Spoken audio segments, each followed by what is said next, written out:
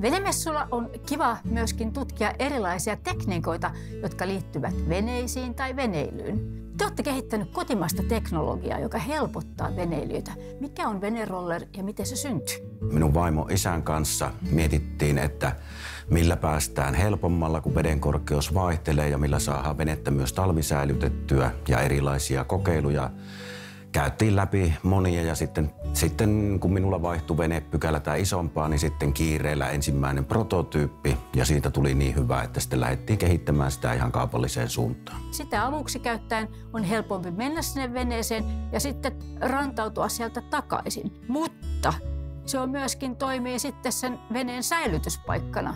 Että se on monille erittäin tärkeä lisäarvo, että kun vene on säilytetty telakalla, eli irti vedestä, niin pohja pysyy puhtaana ja ei tarvitse huolehtia sitten, että miten se siellä laiturissa tai muualla keikkuu sitten myrskyssä. Telakan kanssa venettä ei niin kuin teoriassakaan edes pysty naarmuttamaan, saatikka sitten, että särkemään. Ja nyt jos ajatellaan sitten ilman telakkaa tai että sitä venettä jouduttaisiin vähänkään vetämään tai työntämään, niin yleensä siellä on niitä liukkaita paikkoja ja muuta, niin kyllä siellä voi liukastua ja särkeä sitten myös veneilijä itsensä. Ja se iso riskin paikka myös sitten siinä, kun toimitaan ilman telakkata, niin on se veneestä pois nousu. Että siinähän joutuu jalkaa nostamaan korkealle laidan yli, niin se on riskin paikka. Mutta tässä päästään venerollerissa niin aina portaita pitkin veneeseen ja portaita pitkin veneestä pois ja kaitteesta voidaan pitää kiinni.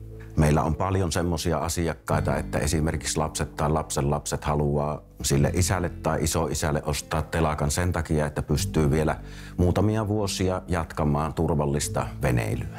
Tässä on helppoa se, että kun sivuohjurit on siellä kelkassa ja ne ohjaa vene vaan ajetaan siihen kelkan päälle sivuohjureiden väliin ja painetaan kaukosäätimen nappia ja istutaan veneessä tai seisotaan ja ajetaan niin kuin junalla sitten sinne rannalle. Kun veneitä on eri kokoisia, onko myöskin venerollereita sitten eri kokoisina telakoita?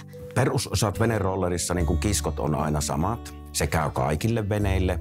Ja nyt se, mikä siinä muuttuu sitten veneen koon mukaan, niin on tämä kelkka.